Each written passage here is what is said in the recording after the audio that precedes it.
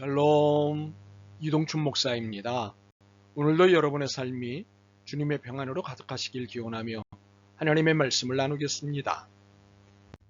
오늘 주시는 말씀은 요한일서 2장 6절로부터 11절의 말씀입니다. 그의 안에 산다고 하는 자는 그가 행하시는 대로 자기도 행할지니라. 사랑하는 자들아, 내가 새 계명을 너희에게 쓰는 것이 아니라 너희가 처음부터 가진 옛 계명이니 이 옛 계명은 너희가 들은 바 말씀이거니와 다시 내가 너희에게 새 계명을 쓰노니 그에게와 너희에게도 참된 것이라. 이는 어둠이 지나가고 참빛이 벌써 비침이니라. 빛 가운데 있다면서 그 형제를 미워하는 자는 지금까지 어둠에 있는 자요, 그의 형제를 사랑하는 자는 빛 가운데 거하여 자기 속에 거리낌이 없으나 그의 형제를 미워하는 자는 어둠에 있고 또 어둠에 행하며 갈 곳을 알지 못하나니 이는 그 어둠이 그의 눈을 멀게 하였음이니라. 아멘. 요한일서 2장 6절로부터 11절 말씀을 본문으로 사랑하며 살아야 하는 사람이라는 제목으로 말씀을 나누도록 하겠습니다. 아마도 의무보다는 선택이 마음이 편할 것입니다. 반드시 해야 하는 것보다는 취사의 여지가 있는 것이 좀 낫기 때문입니다. 물론 선택이라고 늘 마음이 편한 것은 아닙니다. 골라야 하는 것도 불편하거나 고통스러운 일일 수 있기 때문입니다.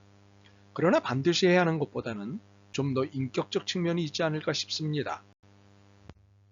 그러나 어떤 경우에는 선택보다는 의무가 더 편할 때가 있습니다.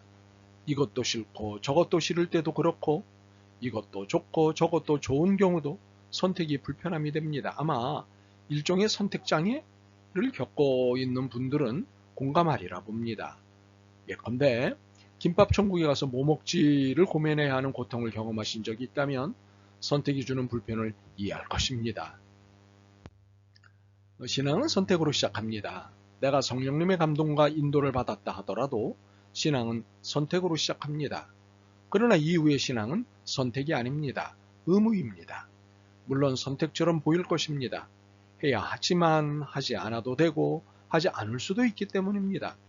그러나 신앙이 시작된 이상 신앙의 유지는 의무로만 가능합니다. 오늘의 본문의 첫 절인 6절이 이것의 증거입니다. 그의 안에 산다고 하는 자는 그가 행하시는 대로 자기도 행할지니라. 이 말씀은 권면이지만 명령입니다. 신앙의 유지는 선택이 아닌 의무로 가능하다는 사실입니다. 그리스도께서 사신 그대로 사는 것의 결정은 선택적 행위일 수 있지만 신앙을 유지하려면 반드시 그렇게 살아야 합니다.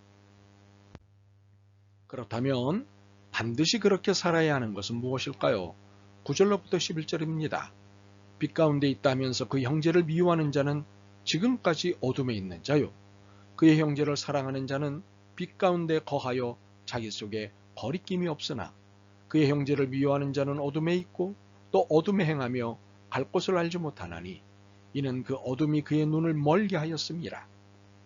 형제, 자매 사랑이 반드시 그렇게 살아야 할 것입니다. 사도 요한은 이것을 설득하고 주장하기 위해 1장에서 설명한 내용을 가져옵니다. 그것은 빛과 어둠 개념입니다. 그가 1장에서 하나님에 대해 선포한 것이 있습니다. 하나님은 빛이시다. 그러므로 우리는 어둠이 아닌 빛 가운데 살아야 한다고 했습니다. 이것이 진리를 따라 사는 법이라고도 했습니다. 이것을 죄를 설명한 것으로 안내했습니다. 그리고 여기 2장에서는 형제, 자매 사랑을 안내합니다. 빛 가운데 사는 것은 죄를 떠나는 삶이고 죄를 떠나는 삶에서 가장 중요한 것은 형제, 자매 사랑이라고 안내합니다.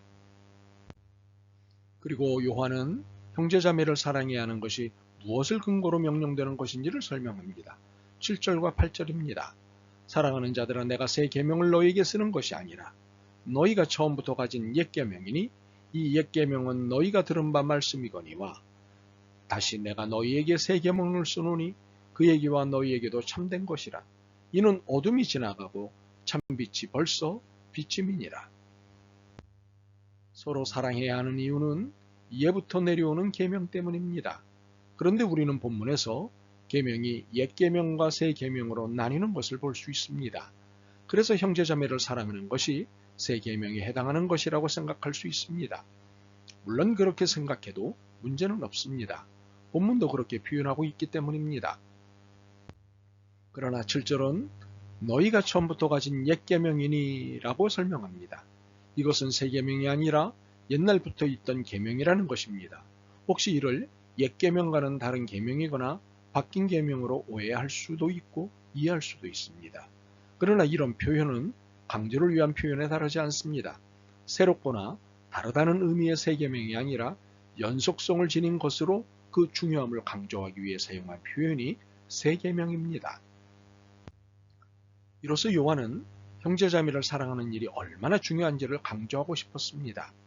이를 통해 우리가 알게 되는 것은 요한이 6절을 7절로부터 11절로 설명하고 있다는 사실입니다. 그리스도 안에 있는 사람은 마땅히 형제, 자매를 사랑해야 한다는 것입니다.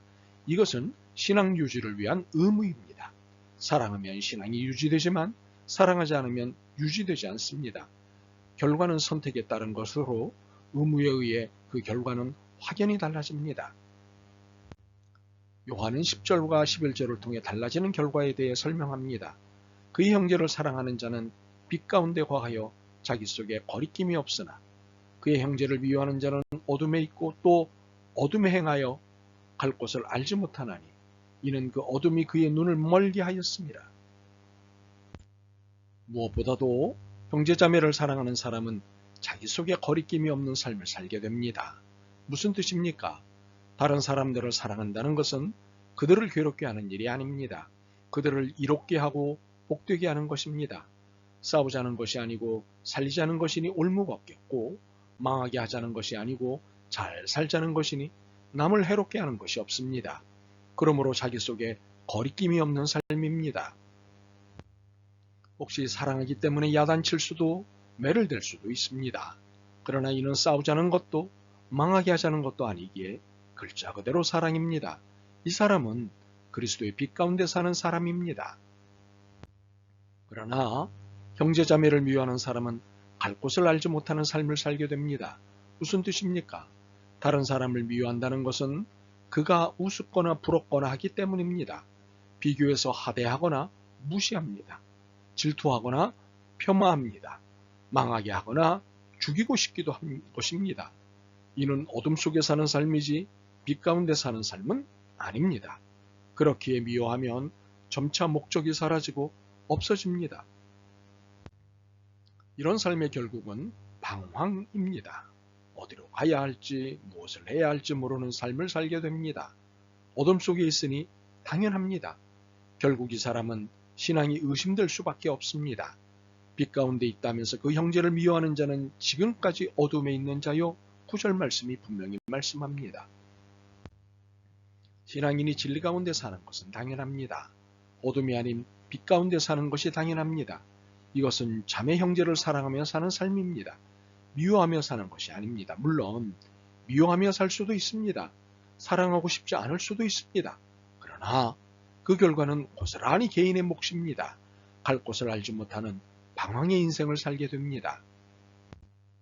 사실 사랑하며 살기에도 부족한 시간이고 인생입니다. 그렇기에 미워하며 사는데 시간을 내주기에는 인생이 너무 아깝습니다. 부족한 것은 서로 채워주고 약한 것도 서로 세워주고 허물은 서로 보듬어주고 하면서 살아도 여전히 후회가 남는 인생입니다.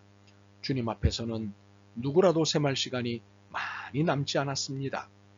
그날 주님께 어떤 평가를 받고 싶으십니까? 여러분 모두 잘 살았구나 라는 평가를 받으셨으면 좋겠습니다. 아멘. 주님, 미워하는 것보다 사랑하기가 너무 어렵다는 것을 잘 알고 있습니다.